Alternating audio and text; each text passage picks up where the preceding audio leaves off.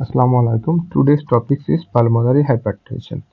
Definition: pulmonary hypertension means pulmonary arterial pressure more than equal to 20 mm of mercury at rest, and it is measured by right heart catheterization. Normally, এই যে আমাদের lungs আছে, lungs থেকে pulmonary আর্টারিতে blood যায়, venous blood যায় pulmonary আর্টারিতে, deoxygenated blood. সেটা oxygenated হয়ে তারপরে আবার লেফট হার্টে ফিরে আসে। এটা হচ্ছে নর্মাল পালমোনারি আর্টারির ডায়ামিটার। কিন্তু কোনো কারণে যদি পালমোনারি ভেসেলটা ন্যারো হয়ে যায় তখন পালমোনারি হাইপারটেনশন ডেভেলপ করে, তখন রাইট ভেন্ট্রিকলকে অনেক বেশি কাজ করতে হয়, তখন রাইট ভেন্ট্রিকুলার হাইপারট্রফি হয়, রাইট ভেন্ট্রিকুলার ফেইলিওর ডেভেলপ করে। তাহলে পালমোনারি হাইপারটেনশনের প্যাথোফিজিওলজিটা কি? যদি কোনো একটা ইনিশিয়েটিং ফ্যাক্টর থাকে, সেটা SLE, systemic sclerosis, left heart failure, COPD অথবা থ্রম্বোএমবোলিজম থাকে, তাহলে সেটা এন্ডোথেলিয়াল ইনজুরি করে। এন্ডোথেলিয়াল ইনজুরি হলে নাইট্রিক অক্সাইড এবং প্রোস্টাসাইক্লিন যে দুইটা ভ্যাসোডাইলেটর এগুলো কমে যায়, আর এন্ডোথেলিন 1 ভ্যাসোকনস্ট্রিক্টর এটা বেড়ে যায়, যার ফলে কি হয়ে যায়? পালমোনারি ভ্যাসোকনস্ট্রিকশন হয়, পালমোনারি ভাস্কুলার রেজিস্ট্যান্স বেড়ে যায়, পালমোনারি আর্টেরিয়াল প্রেশার বিষের বেশি হয়, right ventricular pressure overload, right ventricular dilation এবং রাইট ভেন্ট্রিকুলার ফেলিওর হয়। পালমোনারি হাইপারটেনশনের ক্লাসিফিকেশনটা কিভাবে করা হয়েছে? এটা হচ্ছে গ্রুপ 1, যেটাকে বলা হয় পালমোনারি আর্টেরিয়াল হাইপারটেনশন। এটা ইডিওপ্যাথিক, হেরিটেবল, ড্রাগস এবং connective tissue disorder, mainly connective tissue disorder, systemic sclerosis, এসএলইর মাধ্যমে হতে পারে। গ্রুপ 2 হচ্ছে due to left heart failure, এটাই most common. Group 3 lungs disease or hypoxia, COPD, ILD. Group 4 chronic thromboembolic disorder. আর group 5 হচ্ছে multifactorial, haemolytic anaemia, sarcoidosis, CKD and ভাস্কুলাইটিসের কারণে হতে পারে। একটা পেশেন্টের যদি পালমোনারি হাইপারটেনশন হয়, পেশেন্টটা আমাদের কাছে বিসিপিএস ফ্যাটিগ নিয়ে আসতে পারে। বিসিপিএস মিনস ব্রেথলেসনেস, সিতে চেস্ট পেইন, পিতে palpitation, BCPSS for syncope, excess fatigue, exertional dizziness এবং ফ্যাটিগ নিয়ে আসতে পারে। আমরা যদি প্রিকর্ডিয়াল এক্সামিনেশন করি, 3 প্রিকর্ডিয়াল সাইন কি? Left parasternal heave, right ventricular হাইপারট্রফির জন্য অ্যাক্সেন্সুয়েশন অফ পালমোনারি P2, যেটাকে বলা হয় পালপাবেল P2, এবং right ventricular third heart sound. আমরা মনে রাখি পিএইচটি দিয়ে, P for palpable P2, H for heave এবং T for regurgitation, tricuspid regurgitation. দুইটা জেনারেল এক্সামিনেশন ফাইন্ডিং যদি বলা হয়, তাহলে বলতে হবে এলিভেশন অফ জে ভিপি এবং প্রমিনেন্ট এ ওয়েভ থাকে, পেরিফেরাল ইডেমা এবং অ্যাসাইটিস।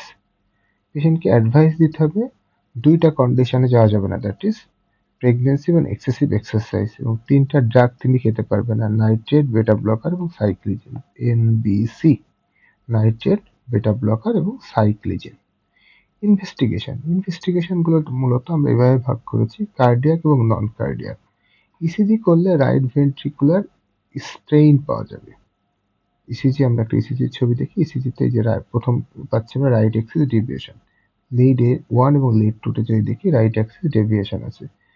তারপরে রাইট ভেন্ট্রিকুলার হাইপারট্রফি কিভাবে বুঝলাম? Tall R in V1 and deep S in V5, V6। এছাড়া রাইট ভেন্ট্রিকুলার স্টেইন আছে, স্টেইন কিভাবে বুঝতেছি? V1, V2, V3, V4 এ এসটি ডিপ্রেশন আছে এবং টি ইনভার্সন আছে। এছাড়া right atrial enlargement, P pulmonary আছে। পি যদি দেখি, পি হচ্ছে আড়াই ঘরের বেশি, লম্বায় আড়াই ঘরের বেশি। ঠিক আছে? আমরা এক্স রে করতে পারি। এক্স রেতে কি আছে? এক্স রেতে আমরা দেখব যে এটাকে বলা হয় প্রমিনেন্ট পালমোনারি আর্টারি, যে পালমোনারি আর্টারিগুলো প্রমিনেন্ট হয়ে যায়, অনেক সময় মনে হয় যে হাইলাটা অনেক বড় লাগতেছে।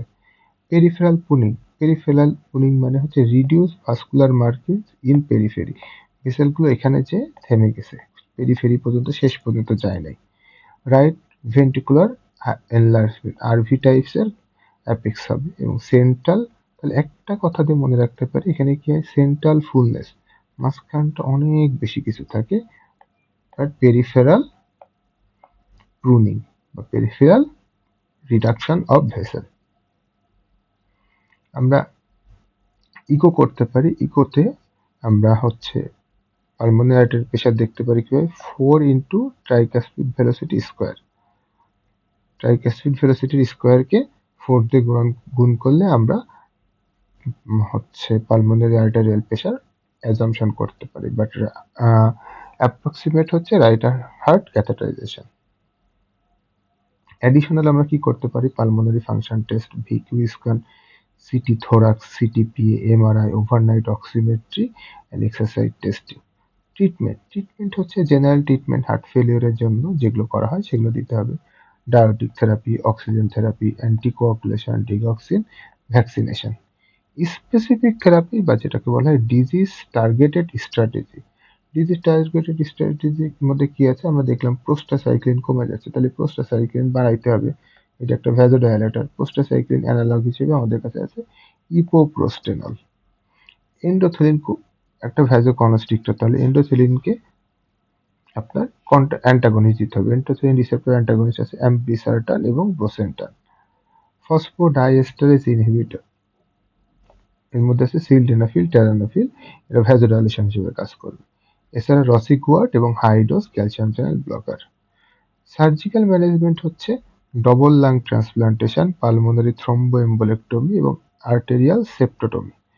আর লাস্টলি হচ্ছে ট্রিটমেন্ট অফ কজ। তাহলে পালমোনারি হাইপারটেনশন সম্পর্কে আমরা কি বললাম? পালমোনারি হাইপারটেনশন হচ্ছে মিন পালমোনারি আর্টারিয়াল প্রেশার যদি 20-এর বেশি হয় সেটাকে পালমোনারি হাইপারটেনশন বলে। এখানে ক্লাসিফিকেশন হচ্ছে group A pulmonary arterial, group B হচ্ছে due to lung, group B হচ্ছে mainly left heart disease, group C হচ্ছে লাং ডিজিজ, গ্রুপ 4 থ্রম্বোএম্বোলিজম।